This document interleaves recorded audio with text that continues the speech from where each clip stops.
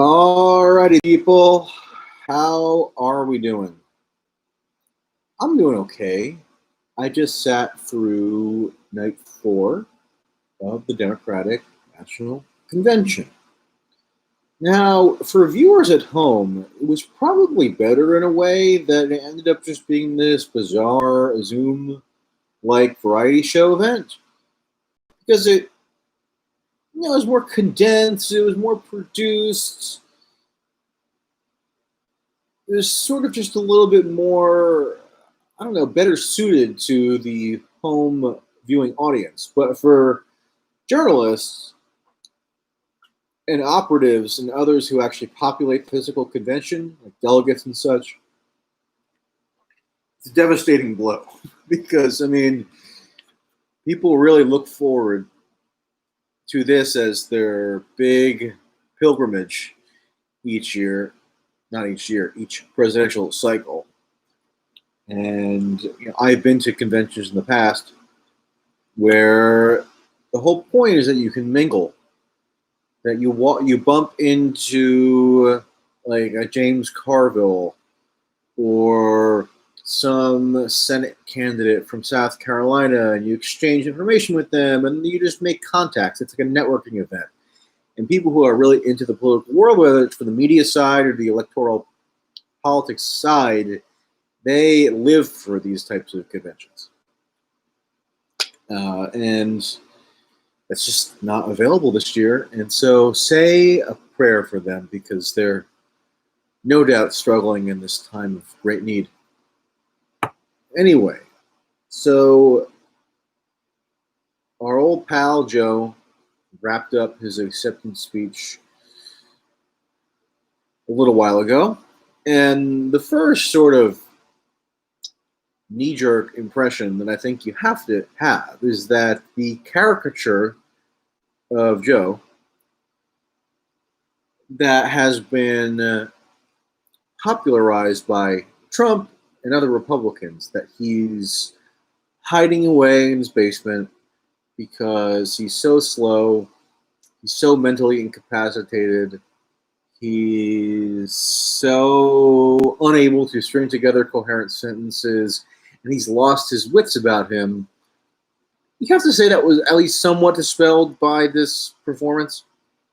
I don't know if that's because they inject Joe with some kind of serum before he has these major televised events, which is possible. I mean, if you recall his final debate with Bernie in March, before, if I'm not mistaken, the Michigan primary, he was also in pretty good form. Relatively lucid, relatively sharp, relatively quick. He always fumbles a word or a phrase or fails to complete a sentence here and there. And it's definitely worse now in that respect than it was if you go and look at his oratorical performances in past decades. But it's not quite as bad as the caricature of him being this senile, bumbling fool who's totally lost his mind. And so when you lower expectations by using the Sleepy Joe and the Slow Joe nicknames, I mean, I grant those are funny. I chuckle when I hear the term. I mean, Trump started using the term Sleepy Joe. No, he started using the term Slow Joe recently instead of Sleepy Joe. Slow Joe is, for some reason, even funnier to me because it, I don't know, I guess rhymes. So those are humorous, but they also have the effect of sort of lowering expectations for Joe. And this is just pure sort of punditry aesthetic stuff, I admit. But, if you're not following the presidential campaign that closely, you don't watch all his interviews, you don't pay that close attention to his day-to-day performance, I could see you being somewhat surprised if you're in favor of him, pleasantly surprised, or if you're against him, unpleasantly surprised, that, he seems somewhat vigorous and strident and forceful. I thought that in terms of purely the delivery, it was above average. And, now that's not saying that it was your mind would be blown by this necessarily, but it is sort of a paradox in terms of how he's been depicted by his political adversaries recently. Because, like it or not, Joe has a fair amount of political savvy. I don't know why people are so resistant to accepting that still. He won the Democratic primary, the 2020 Democratic primaries, which featured the entire intelligentsia associated with the party very much against him, almost offended by the idea that he was even running. Even the Obama operative world was, at best, ambiguous or ambivalent about Joe Biden. They wanted somebody who better represented them. And that meant not the guy who's 77 years old, who's been around forever, and doesn't check any either identity or ideological boxes that they felt was the ideal representation of how they believed the Democratic Party should be portrayed in the Trump era. So that was almost unto itself a fairly remarkable feat. Then he has a whole plan where it's okay if he gets trounced in Iowa. It's okay if he gets trounced in New Hampshire. And it's even okay if he loses Nevada. But then he roars all the way back with a big blowout win in South Carolina, and that basically sealed the deal. That hadn't been accomplished before ever in the modern presidential era, where you lose that badly in the first three races and yet are somehow positioned to triumph fairly easily thereafter. So I think it's just foolish, not even from a normative sense. Like, I'm not saying you need to respect Joe Biden in some lofty kind of moral way, but just in terms of his political savvy or his tacticianship. I mean, clearly he has something going for him there.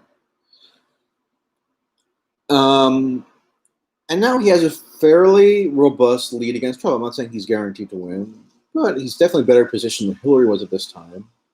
And I don't simply use polls in making that judgment, just as I did in 2016, where I said that Hillary was in a precarious position. We can get into that whole methodological discussion later, or maybe I should write something specifically about that. But just grant for the sake of argument that he's in a fairly advantageous position at this time. And yet, if you follow, especially on social media, the discussion of Joe Biden, it's always this sort of bemused indifference or even scorn. And it's just sort of crazy to me because it seems like Biden never got really his due from his victory in the primaries, which, again, was a marker of something like a political shrewdness that I think is still routinely underestimated.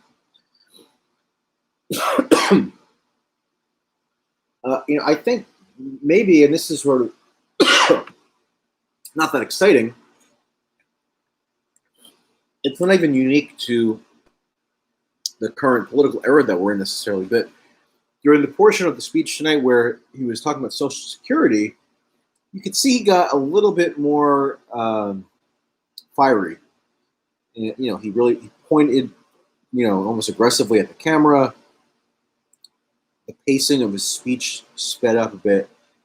And whether that was genuine passion about preserving Social Security or not, it had registered as such. And if he can make that attack stick, it's basically the whole ballgame, because we have more older voters now in the United States electorate than ever before. People are living longer. uh, and the population it ages, or the median age of the population has increased year after year, and so if current trends hold and he maintains his lead over Trump among voters age 65 and older, then that's basically the whole ballgame. So that would be a fairly dramatic shift from 2016, where Trump won that demographic handily against Hillary. And so if Biden's entire speech was specifically tailored to just older people who maybe don't have firm partisan attachments, who are somewhat, wishy-washy about Trump, vaguely in a swing voter type category, especially susceptible to the virus, obviously, given its vastly disproportionate fatal impact on older people, then for him to just be hammering the Social Security point,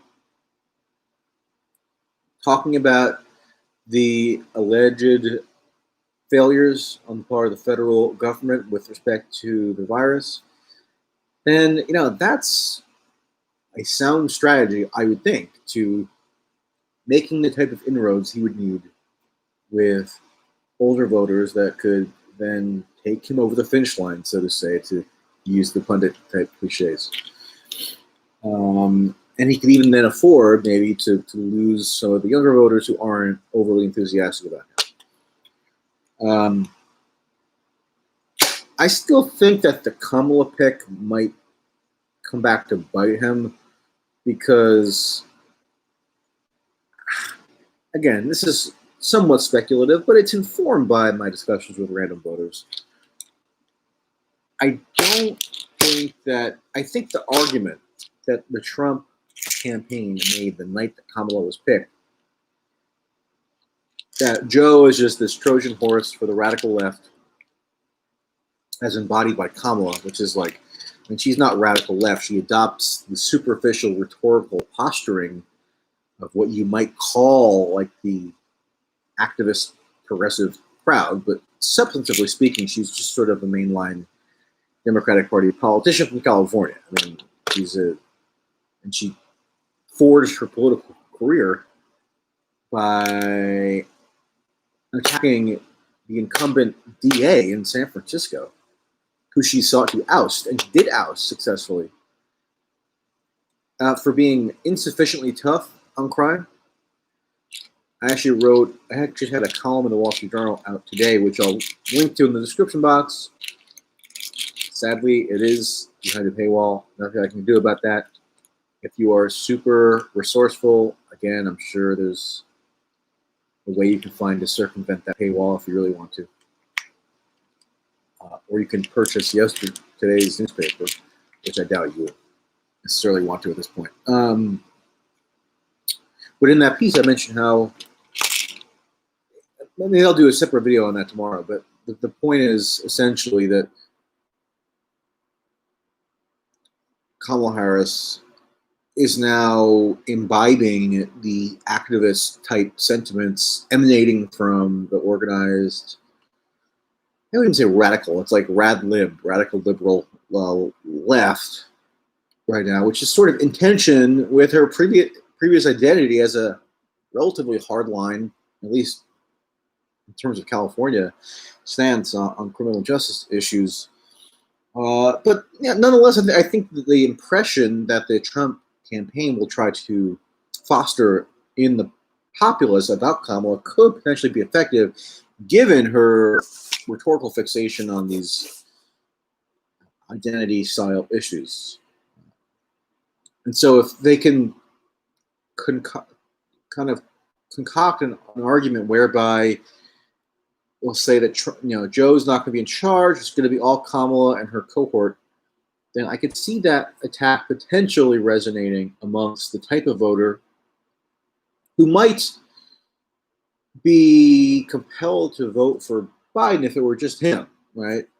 But when you throw these other elements of the Democratic Party into the mix, you give them second thoughts. So I think there's potentially a much better vice presidential choice that Biden could have picked there. But that potential complication aside, in terms of evaluating the efficacy of the speech, just try to put yourself, don't lay off the keyboard for a second, try to detach yourself from patrol mode and try to put yourself in the shoes of a type of person like I just described. Let's say a 74-year-old who has some kind of underlying health condition, therefore has been extra cautious throughout COVID, hasn't been out much, if at all, has had issues with proper testing, maybe knows somebody in their extended family or social circle who died from the virus. Put yourself in their shoes in listening to the Biden speech and just try to imagine how it could be politically effective, because that is the target demographic for Biden to win the election. It's not the online leftist personalities you see if you frequent YouTube and Twitter who are going to be moaning nonstop about Biden, partially on justified grounds. I mean, there's plenty to complain about Biden. In terms of foreign policy, I mean, I think there's very little to be optimistic about in terms of Biden's agenda here. I mean, he has some instincts that I think make him less unflinchingly hawkish than, for example, Hillary, but that's a low bar. In terms of the presentation that was put forward at this convention in the domain of foreign policy, it was all about trying to show how much tougher the Biden-Harris administration would be on various foreign adversaries than Trump. They claim that Trump is cozying up to dictators. That's the line used over and over. Biden himself repeated it. Tonight, they have harped on this seemingly bogus story. I guess they don't feel it was debunked, which it seems to have been pretty resolutely, but they keep talking about this bounty thing with the Russians supposedly putting bounties on U.S. soldiers in Afghanistan.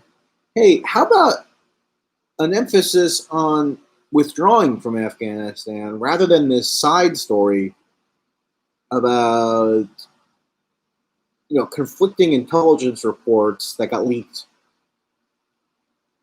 without the complete information in terms of this supposed bounty plot hatched by Russia. I mean, what about the withdrawing from Afghanistan, which is the longest war in U.S. history? That wasn't really mentioned as far as I could tell. I don't think it was mentioned at all in this convention. So there's plenty to object to in the substance, and that's just foreign policy.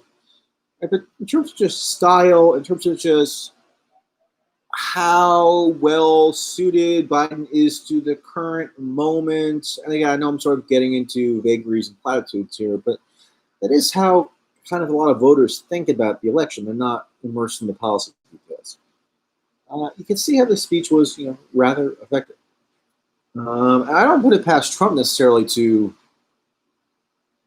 deliver an effective speech potentially next week if it's done correctly. I don't think that it'll be done particularly effectively because Trump is now having his entire campaign strategy sort of dictated by just Republican operatives, whereas in 2016, his strategy was more a product of his own idiosyncrasies, his own heterodox approach that flouted conventional Republican thinking in 2016. But now it's just, his criticisms of Biden and Harris could be the same criticisms that any Republican would make in terms of them allegedly being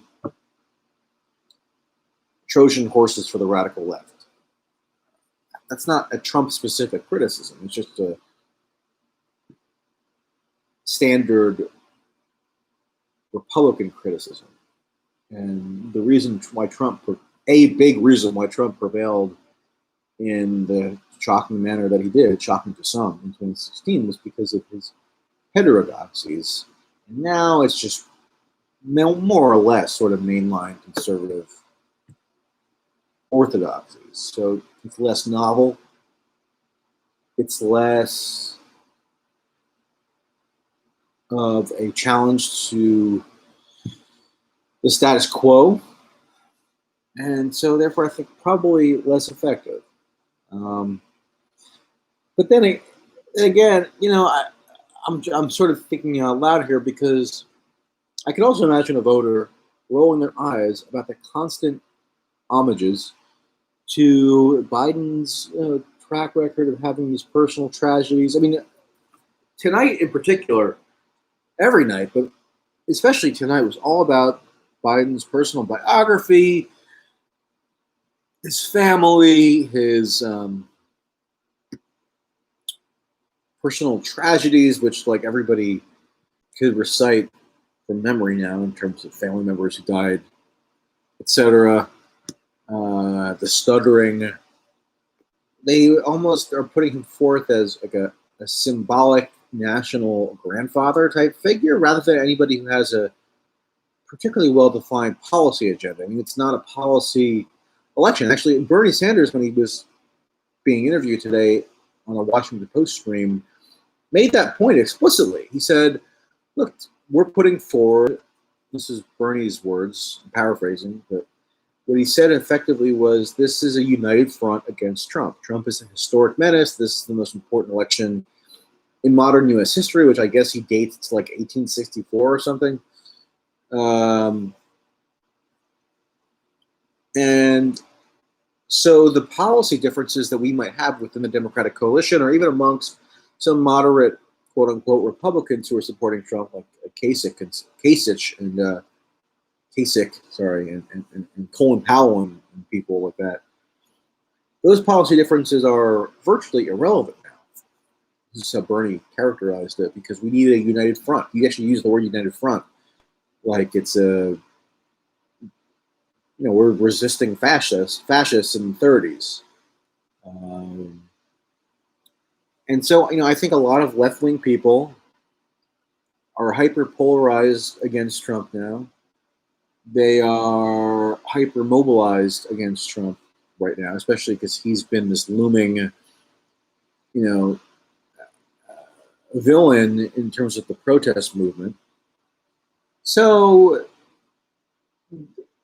they are, for the most part, I mean, I think they're going to be much more inclined to vote against Trump and vote for the Democratic nominee in 2016 than they were, in 2020 than they were in 2016, when in 2016 there was more volatility and more fluidity in the electorate.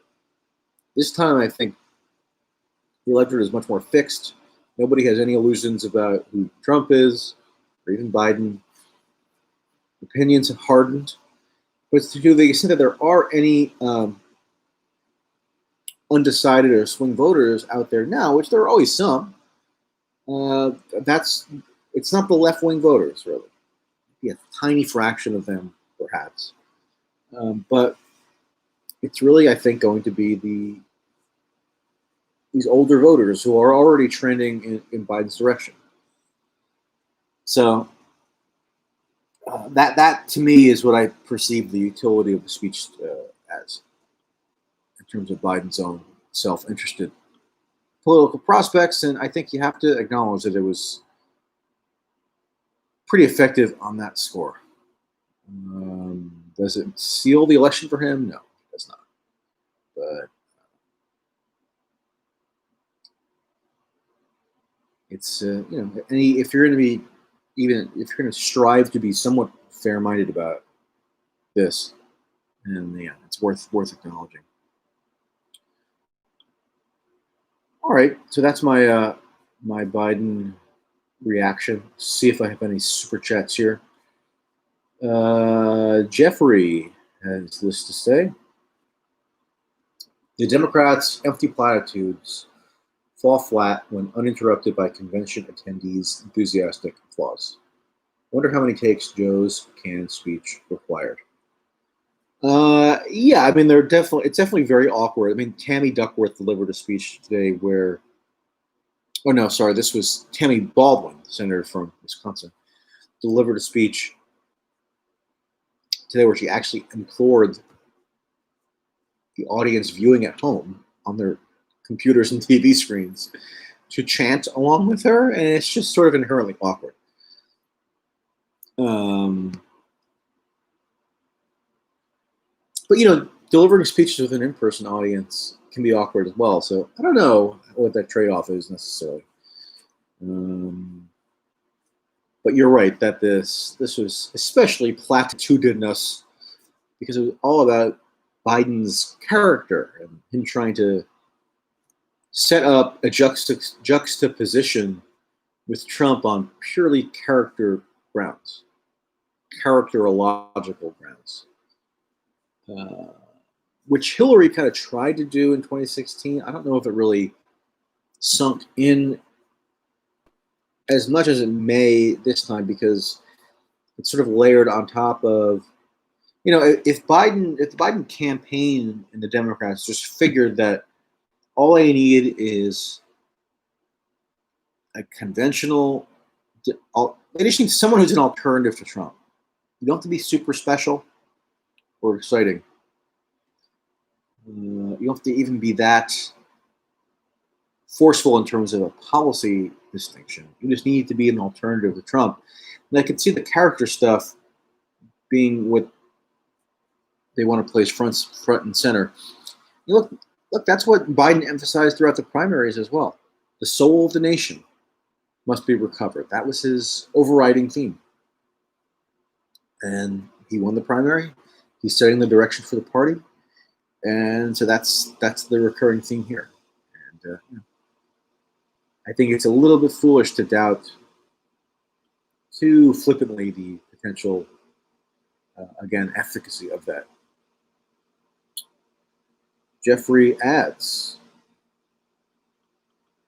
regarding Social Security, Trump can point to Obama's Cat Food Commission to question Democrats' commitment to Social Security. I'm not sure what Cat Food Commission means, but talking about like the Bowles-Simpson Commission from whenever that was, 2010, maybe, or the chain CPI thing where Obama did propose something that was effectively a cut to Social Security because it tied the growth rate to inflation. I might be misstating that somewhat, but yeah, but that's sort of getting into the policy weeds a little too much. And maybe you're right. I don't know. He can point to that. But then again, Trump, shoots himself in the foot when he even suggests that Social Security could be cut. The analytical failure says, or asks, did they mention any policy at all specifically? Will they back at least the public option or just expand ACA? What even was the overall message? The message overall was definitely not policy specific. I don't, if memory serves, I'm going to go back and watch it again tomorrow when I'm not drowsy. But I don't think he mentioned the ACA. I don't think he mentioned the public option Biden meeting. You get like policy gestures here and there, but again, it was overwhelmingly characterological. And I don't think people watch these conventions to get a policy lecture. They watch it for like some kind of emotionalistic gratification. It's a choreographed spectacle. It's not a seminar.